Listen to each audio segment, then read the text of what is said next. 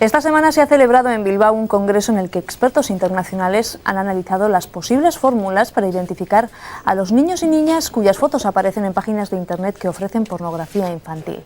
No es una tarea fácil y nos va a explicar por qué nuestro experto en la red, José Antonio del Moral. Egunon, buenos días. Egunon. Tenemos unos datos que son realmente escalofriantes. Según esos datos que ha manejado este mismo Congreso de Bilbao, la Interpol maneja hasta 20.000 fotografías de niños que aparecen en este tipo de páginas, pero solo ha podido localizar a 500. ¿Qué pasa? ¿Que los autores de este tipo de material no dejan rastro? Yo creo que los autores no siempre son malévolos, es decir, hay muchas personas que inocentemente pueden haber hecho una foto a sus hijos, pues en verano, en una situación en la playa, por ejemplo. Esas fotos las ponen en una web donde se comparten fotos, por ejemplo, con familiares, y sin embargo es una web pública a la que puede acceder cualquier persona, y esas fotos desde ese momento empiezan a circular por todo Internet, y ya con un uso que no es el que inicialmente se había pensado, un uso ya bastante más malévolo. Entonces, claro, eso es imposible de controlar y de perseguir. La única forma de controlarlo es pues, que los padres sean conscientes de que si una fotografía de sus hijos no aconsejable que se vea para otras personas, la colocan en internet, pues tiene que tener mucho cuidado, ¿no? Ese es un poco lo que ocurre. Y después, una vez que está ya circulando, es que es imposible incluso saber quién es la persona que está en la fotografía, ¿no? Porque no hay una identificación, ni un número, ni un nombre, simplemente son unas imágenes. Entonces, todavía la tecnología no es capaz de decirnos, bueno, la tecnología que tenemos sí que existen bases de datos policiales, pero en las bases de datos policiales obviamente no hay niños. Entonces, mientras no sean delincuentes, nunca van a estar fichados en ningún sitio, ¿no? Sí que existen hoy en día programas que permiten, a partir de una imagen, saber quién es esa persona, siempre que sea una persona fichada. Eso lo tiene la Ertzaintza y lo tienen todos los cuerpos policiales del mundo, sí. Estamos hablando de un negocio internacional en el que está castigado tanto elaborar imágenes pornográficas como consumirlas. La pregunta es, ¿cómo se detecta una persona que consume, por ejemplo, material pornográfico así? Pues la detección, este es uno de los delitos que más persiguen los cuerpos policiales. Realmente, cuando hablas con algún miembro de algún cuerpo policial, te dicen que lo que más están trabajando es en este tipo de delitos, en Internet. La persecución que hacen pues suele venir de denuncias. Es decir, algunos cuerpos tienen un buzón de correo donde reciben denuncias de gente que ha visto cosas que le han parecido incorrectas. Entonces, a partir de ahí ellos empiezan a investigar y tratan de llegar a la fuente del origen. Estamos hablando de internautas, ¿no? Efectivamente, que igual en esa interrelación detectan algo extraño. Hay que tener en cuenta que siempre que se está en Internet, todo queda registrado de una u otra forma. Además, los proveedores de acceso tienen obligaciones legales bastante estrictas de guardar todos los restos de todo lo que hacen sus usuarios durante 6 meses. Entonces, la investigación siempre tiene un camino que seguir. Lo que pasa es que ese camino a veces pues, puede verse dificultado por algunas trabas que pongan los delincuentes o las personas que están intentando que no se les persiga, claro. Pues pueden utilizar ordenadores que no son suyos, habiéndolos hackeado, que es una cosa que se utiliza habitualmente para cometer fraudes bancarios, por ejemplo.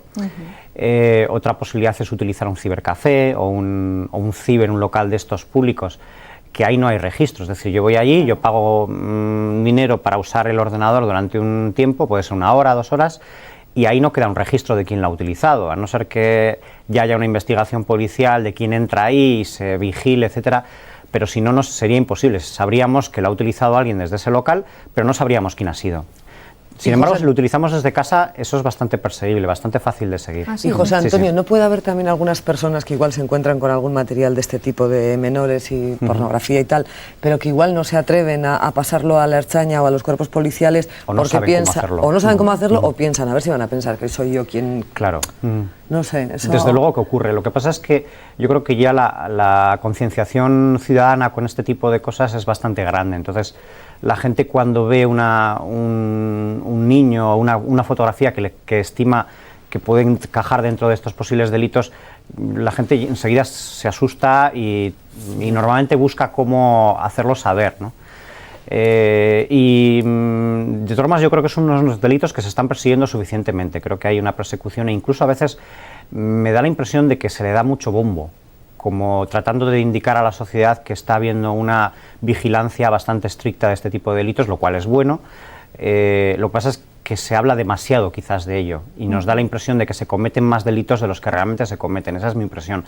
Porque una cosa es que existan muchas fotografías de estas y otra cosa es que haya gente realmente buscándolas, que son dos cosas distintas. Yo creo que hay muchas fotografías identificadas con este tipo de anuncios de que son fotografías que pueden encajar dentro de estos delitos y sin embargo a lo mejor esas fotografías no las están utilizando personas que están haciendo uso de pornografía infantil pues porque, no sé, porque tengan algún gusto con ello.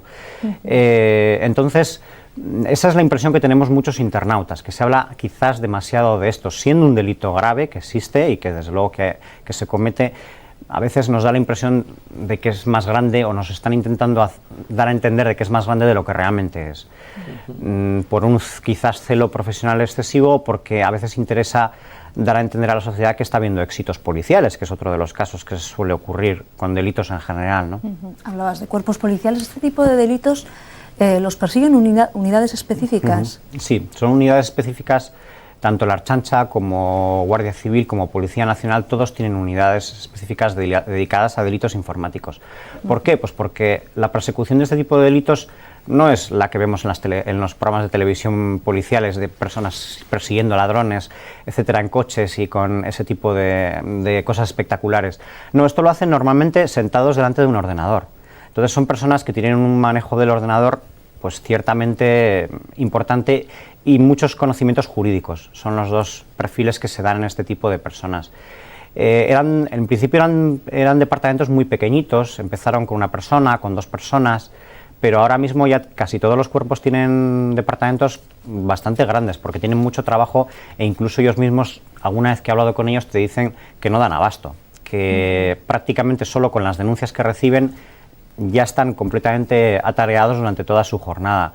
Entonces, que no tienen capacidad de perseguir delitos ellos un poco de oficio, ¿no? Que sería otra de las cosas que muchas veces se echa de menos, ¿no? Entonces, a eso no llegan siquiera. Se están limitando prácticamente a hacer persecución de delitos que les llegan a través de ese tipo de denuncias que son, en este caso, pueden ser por correo electrónico. No hace falta presentarse en una comisaría y poner la denuncia, sino que se puede hacer por correo electrónico. Otra cuestión es, claro, estamos hablando de menores utilizados en Internet para delitos sexuales. La otra cuestión es que los menores consumen porno por Internet, un 28% según el defensor del menor. A priori es un campo abierto, sin límites. Efectivamente, sí. ¿Qué límites se pueden poner para que los menores, hombre, hay una parte en la adolescencia que es curiosidad, ¿no? Pero para que no vaya más allá, los padres o los responsables de los menores, ¿qué límites pueden poner o qué programas hay, qué se puede hacer? Bueno, antes que nada, a mí con este tipo de temas sí me gusta hacer un comentario adicional. Nos alarmamos mucho porque haya un 28% de los adolescentes que acceden a este tipo de cosas a través de Internet, que incluso puede que sea más. Y sin embargo no nos sorprende caminar por las calles y ver que los kioscos están llenos de revistas de ese tipo que están perfectamente mostradas en sus escaparates y que a esas no accede el 28%, pueden acceder el 100% de los que pasan por ahí, ¿no? Entonces ese es un matiz que a veces también conviene recordar para que la gente pues sea consciente de que no es que Internet sea malo, sino que ese tipo de cosas existen en general en la sociedad. Ahora bien, dicho eso, sí que hay medidas para poner. Hay programas informáticos que se utilizan, yo creo que en las escuelas vascas, de hecho, se utilizan por defecto, ¿no? Son programas que se llaman comúnmente ciberniñeras y que lo que hacen es filtrar todo lo que hace el usuario del ordenador. Entonces, esos programas tienen una base de datos que se actualiza constantemente de cosas que son inapropiadas. E incluso tienen unos sistemas que son capaces de detectar cosas que son inapropiadas aunque no estén previamente identificadas. Eso lo hacen pues con diccionarios de palabras que pueden ser malas o desaconsejables, etcétera. ¿Qué ocurre? Pues que con este tipo de cosas a veces fallan. A veces aparecen, yo recuerdo un caso de una página que hablaba de medicina femenina, donde se utilizaban algunos términos como senos, etcétera, que estaban filtrados por este tipo de programas y que hacían que esas páginas tampoco se pudieran visitar, lo cual pues no era exactamente lo que se perseguía. Entonces todo tiene su parte también negativa, ¿no? Pero sí existen esos programas y de hecho hay una empresa en Donosti que se llama Optenet que es una de las líderes europeas en este tipo de programas. José Antonio del Moral, pues muchas gracias por acompañarnos hoy en El Punto y hasta la próxima. Es que ricasco soy. Vamos ahora con un tema mucho más agradable porque nos vamos a despedir con una de tantas imágenes que nos dejan las fiestas navideñas. Lo que van a ver es un árbol de Navidad de chocolate. La idea ha sido del principal hotel de Bangkok. Mide 6 metros y han utilizado 50 kilos de chocolate para hacerlo. Y para que sea más llamativo lo han decorado con caramelos de colores y figuras navideñas.